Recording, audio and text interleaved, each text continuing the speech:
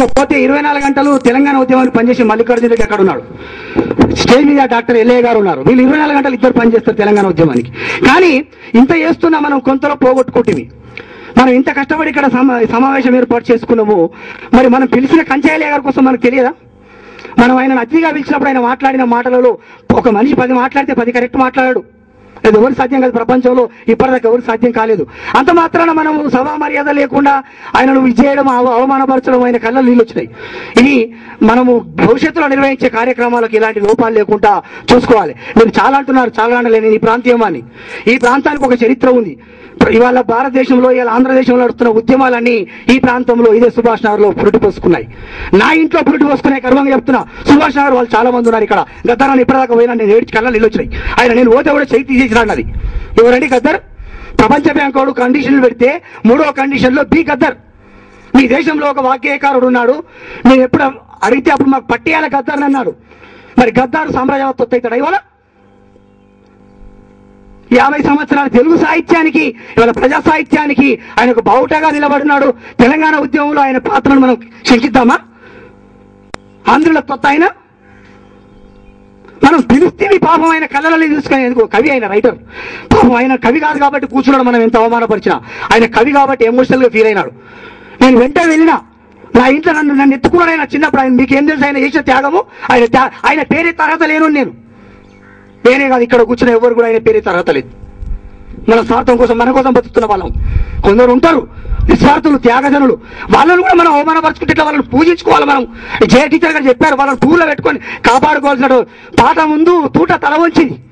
ఆ తూట ఒక్క అంగుళం ముంగడికి పోతే చచ్చిపోయేవాడు ఆయన.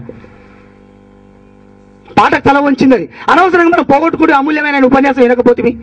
కంచెయ్య గారు చెప్పిన దాంట్లో ఏం ఆయన ఆయన చెప్పిన దాంట్లో మౌలికమైనటువంటి అంశం ఏంటంటే, పాలకులు ఆంగ్ల భాషను సమర్థిస్తూ వాళ్ళ పిల్లలు పాలకులంతా ఆంగ్ల భాషలో చదివించుకుంటున్నారు. ప్రజలేమో మాతృభాషలో చదువుకోవాలని చెప్తా ఉన్నారు. మాతృభాషలో చదువుకున్న ప్రజలు ఎంతసేపు పాలకులకు బానిసలుగానే ఉంటారు. కాబట్టి మనం కూడా పాలకుల స్థాయికి పోవాలంటే ఆంగ్లం ఒక్కటే ఏకైక మార్గం అనేది ఆయన అంతిమ దృక్పథం ఆయన చెప్పే మాటలలో. కాబట్టి మనం నచ్చొచ్చు మనకి నచ్చినంత మాత్రం చప్పట్లు కొట్టడం, నచ్చినంత మాత్రం లేచి అది సభ మర్యాద కాదు. మనం వేదిక మీద మనం పిలుచుకున్న వాళ్ళను, వాళ్ళు మాట్లాడిన మాటలలో కొన్ని నొచ్చేటివి ఉన్నా కానీ మనము వాళ్ళని మరి మర్యాదపూర్వకంగా వాళ్ళు పంపాల్సినటువంటి అవసరం ఉన్నది. ఇంత చరిత్ర ఉన్నటువంటి ఈ ప్రాంతంలో ఈ సమావేశం పెట్టుకుంటున్నప్పుడు మనం సమావేశంలో రసాభాస అయిపోయే ఒక మహానుభావుడు, ఒక వాగ్గేయకారుడు ఉపన్యాసం మనం నోచుకొని పరిస్థితి ఏర్పడే ఎంత ఆవేశంగా పోయినాడు ఆయన. మరి కంచెయ్య గారు అనేది కరెక్టే, టీచర్లు, అందుకే నేను టీచర్ల మీటింగ్ రానన్నాడు. ఇదే వేరే వీళ్ళ మీటింగ్లో కాదు, కార్మికులు పెట్టుకుంటే కాదు ఇది, లేకపోతే ఇంకే ఉద్యోగ సంఘాలను పెట్టుకుంటే ఇట్లాంటి పరిస్థితి రాదు. మన టీచర్లు దాంట్లో ఇట్లాంటివి అవుతా ఉంటాయి. ఇది చాలా దురదృష్టము, చాలా బాధపడతా ఉన్నాను. కంచెయ్య గారు చెప్పిన అంశాలన్నీ కూడా చాలా వరకు వాస్తవానికి దగ్గరగా ఉన్నాయి. అయితే కొఠారి గారు, నేను వారిని ఒక ప్రశ్న వేస్తా ఉన్నాను. కొఠారి గారు కమిషన్ ప్రభుత్వమే నియమించింది 1964లో. 66లో కొఠారి రిపోర్ట్ ఇచ్చాడు, అది ప్రభుత్వం ఇచ్చే నియమింపబడ్డది. ఆయన చెప్పిన అంశాలను కూడా మనకు ఐలయ్య గారు చెప్పారు. కొఠారి గారి కంటే ఇంకెవరు గొప్పగా చెప్పారు, ఆయన అన్ని చెప్పాడు ఆనాడే. ఆయన కమిషన్ లో మొట్టమొదటి పేజీలో ఒక మాట ఉంటుంది, class room will set right, nation will be set right అంటారు. ఆయన ఎంత గొప్ప పదం అన్నాడండి. ఆయన చెప్పాడు కామన్ స్కూల్ సిస్టమ్ తీసుకురమ్మని. ప్రధానమంత్రి కొడుకు, ఒక రిక్షావాణి కొడుకు ఒకటే స్కూల్. అమెరికా సామ్రాజ్యవాద ప్రధానంగా నడిచే అమెరికా దేశంలో అప్పుడు 10th క్లాస్ గవర్నమెంట్ ఎడ్యుకేషన్ ఇస్తుంది. అక్కడ క్లింటన్ కొడుకు, ఒక రిక్షా పుల్లర్ కొడుకు ఒకటే స్కూల్లో చదువుకుంటారు అప్పుడు 10th క్లాస్. మరి వాళ్ళు ఏం చేస్తారో అది ప్రపంచంలో మిగతా దేశాలలో రానియరు. వాళ్ళకు మనం ఇలా బానిసలుగా ఉన్నాము. వాళ్ళకి ప్రపంచ బ్యాంకుని కంపెనీ వాళ్ళ విధానాలు మన పాలకులు, మన ప్రభుత్వాలు ఏర్పాటు చేస్తూ ఉంటే, మరి ఒక ఆఫ్టర్ ఆల్ టీచర్, సమాజంలో టీచర్కి ఎంత గుర్తుందో తెలుసు. మరి ఐలయ్య గారు టీచరు తన కొడుకును ఇంగ్లీష్ మీడియంలో చదివించినంత మాత్రాన దేశంలో మార్పు వస్తుందా? అందరూ ఇంగ్లీష్లో చదువుకుంటారా? పాలకులు మారాలి. పాలకుల పిల్లలను ఎప్పుడైతే ఎమ్మెల్యే కొడుకుని చదివించినప్పుడు ఆటోమేటిక్గా టీచర్ కొడుకు కూడా గవర్నమెంట్ స్కూల్లో చదివిస్తాడు. వీడు ఏమి ఎక్కువ కాదు టీచర్. కాబట్టి మార్పు అనేది మిదికెళ్ళి రావాలి కనుక కేవలం కిందికెళ్ళి ఉపాధ్యాయులు, అణగారిన వర్గాల నుంచి వస్తే అది సఫలీకృతం కాదు, ఆ మార్పు మధ్యలోనే అయిపోతుంది. కాబట్టి పైనుంచి రావాలి. కంచెయ్య గారు లాంటి వాళ్ళు ఇంకా విస్తృతంగా వ్యాసాలు రాయాలి, చర్చ జరపాలి. పైనుంచి వాళ్ళ పీఠాలను కదిలించాలి. వాళ్ళు చెప్పిన అన్ని సత్యాలే. వాళ్ళ ప్రపంచంలో కులం అనేది ఒక భారతదేశంలో ఉంది.